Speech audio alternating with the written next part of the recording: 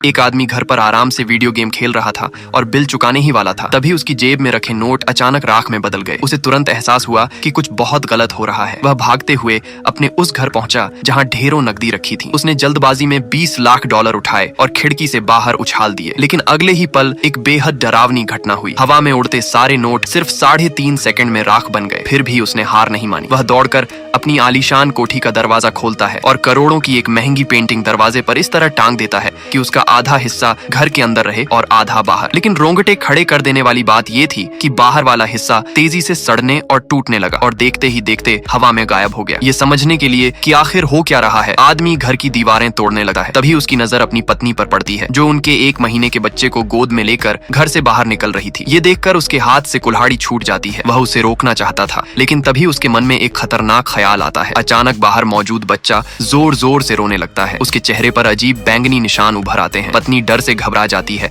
और बच्चे के कपड़े भी तेजी से पुराने होने लगते हैं। पत्नी की बेबस चीखें सुनकर आदमी लंबी सोच विचार के बाद आखिरकार बाहर दौड़ पड़ता है। वह अब 1 मीटर से ज्यादा लंबे हो चुके अपने बेटे को उठाकर वापस घर के अंदर ले आता है। लेकिन जो नवजात बच्चा बाहर रह गया था, वह पल भर में हवा में गायब हो गया। अपने सामने अचानक किशोर बन चुके बेटे को देखकर पति पत्नी दोनों को 2 दिन पहले लिया गया अपना फैसला याद आने लगता है।